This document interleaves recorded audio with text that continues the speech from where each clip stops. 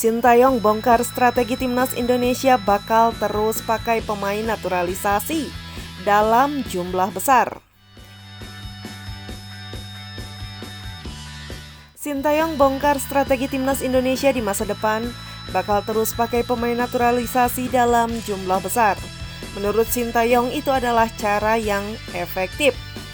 Hal itu diungkap Sintayong dalam wawancara dengan media Korea Selatan Best 11.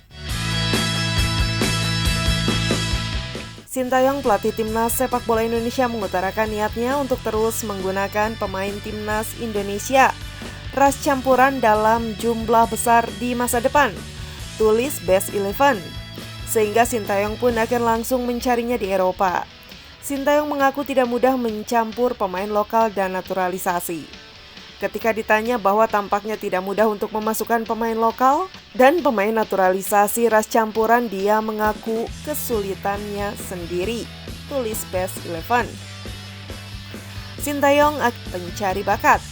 Dia berencana untuk berkeliling Belanda selama 2 pekan demi menemukan harta karun, alias pemain keturunan potensial untuk skuad Garuda. Saat ini Sintayong masih berada di kampung halamannya Korea Selatan. Dia sedang libur setelah memimpin timnas Indonesia di Piala Asia 2023. Tidak dijelaskan kapan STY akan memulai petualangannya mencari pemain di Belanda. Namun yang jelas, pelatih berusia 53 tahun itu tidak akan asal ambil pemain. Sintayong menambahkan akan kesulitan menjaring pemain-pemain keturunan Indonesia di luar negeri. Pasalnya mereka jarang mendapat menit bermain. Timnas Indonesia era STY memang banyak mengandalkan pemain keturunan. Sederet nama sudah banyak ditempuh lewat naturalisasi seperti Jordi Amat, Zain Patinama, Sandy Walsh, Ivar Yenar, Rafael Strik, dan Jai Izes. Terdekat timnas Indonesia akan berlaga di kualifikasi Piala Dunia 2026 zona Asia melawan Vietnam. Pertandingan berlangsung di Stadion Utama Gelora Bung Karno, Senayan, Jakarta pada 21 Maret 2024.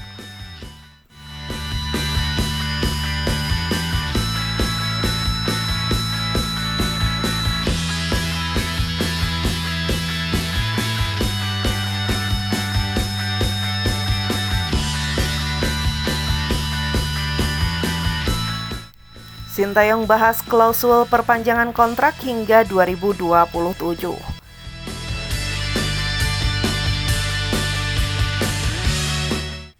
Media Korea Selatan Best 11 melaporkan bahwa pelatih timnas Indonesia Sintayong telah membahas klausul perpanjangan kontrak dengan Ketua PSSI Erick Thohir. Masa bakti Sintayong di timnas Indonesia dapat diperpanjang PSSI selama 3 tahun lagi atau hingga 2027 asal bisa memenuhi 2 syarat.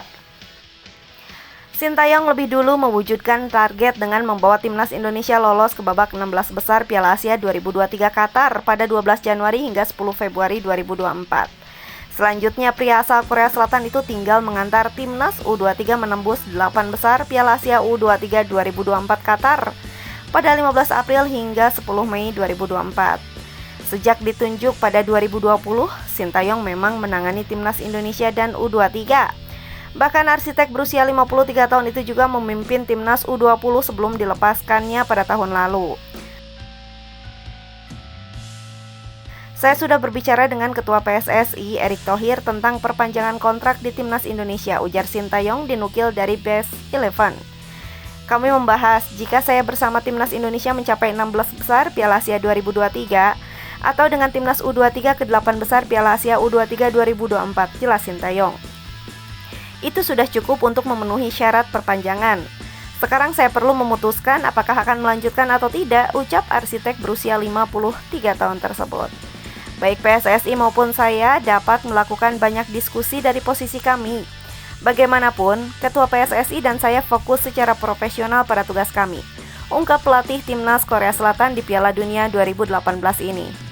Transfermarkt mencatat bahwa Sintayong sudah memimpin timnas Indonesia dan timnas U23 sebanyak 57 kali dengan hasil 29 kemenangan, 10 seri, dan 18 kekalahan.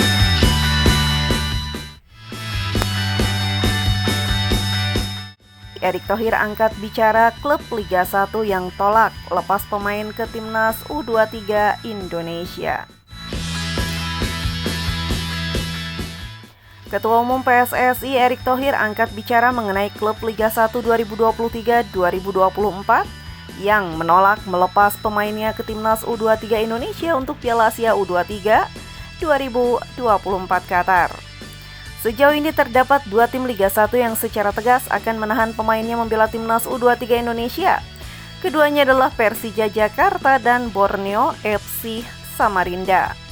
Persija Jakarta maupun Borneo FC Samarinda beralasan masih membutuhkan kekuatan lengkap dalam menatap sisa Liga 1 2023-2024. Persija dan Borneo FC mempunyai peluang untuk melaju ke babak Championship Series. Persija yang mengkoleksi 32 poin berada di urutan ke-9 klasemen kompetisi, sementara Borneo FC bertengger di posisi puncak dengan koleksi 54 poin. Piala Asia U23 2024 bergulir pada 15 April hingga 3 Mei mendatang. Liga 1 2023-2024 dipastikan tetap berlangsung. Saya yakin ada jalan, kata Erick Thohir saat ditemui di kantor Dana Reksa, Jakarta Pusat pada Selasa 20 Februari 2024. Bahwa pasti semua baik-baik saja. Kalau semua mau legowo, semua mau memprioritaskan apakah merah putih atau kelompok, pasti nanti kami juga bicara, kata Menteri BUMN tersebut.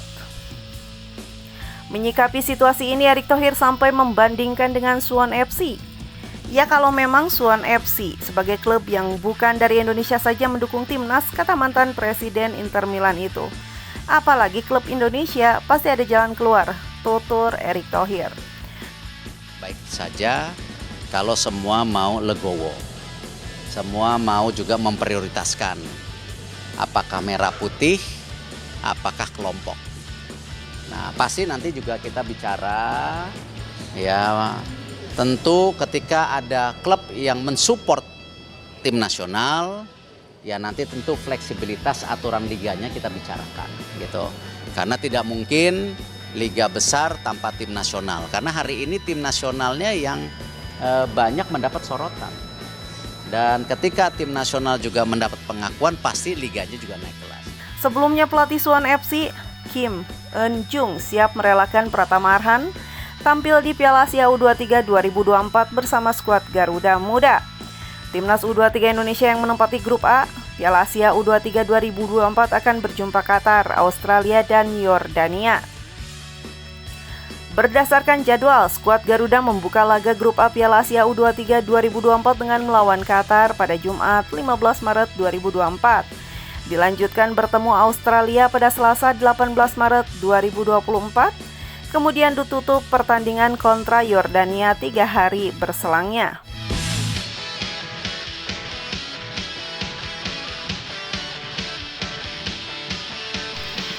Beda dengan Persija dan Borneo FC, Persib siap lepas pemainnya ke Timnas Indonesia U23.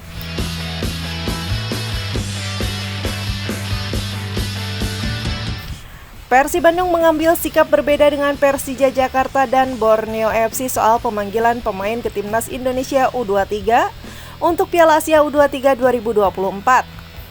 Pelatih Boyan Hodak siap melepas pemainnya ke tim Garuda.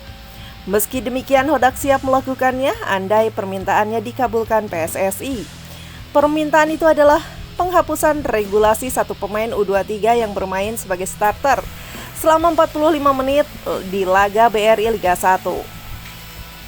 Dua pesepak bola muda Persib berpeluang disertakan pelatih Timnas Indonesia U23 Sinteyong ke Piala Asia U23 2024. Keduanya adalah Beckham Putra Nugraha dan Kakang Rudianto.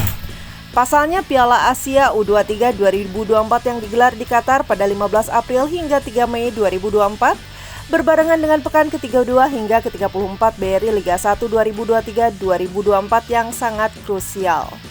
Ditambah menuju Piala Asia U23 2024, Timnas Indonesia U23 bakal melakukan pemusatan latihan di Dubai, Uni Emirat Arab mulai dari 31 Maret 2024.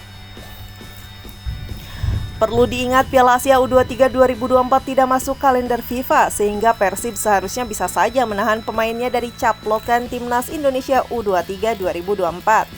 Apalagi sejauh ini PSSI dan PT Liga Indonesia Baru atau LIB belum berencana untuk meliburkan BRI Liga 1 di tengah Piala Asia U23 2024.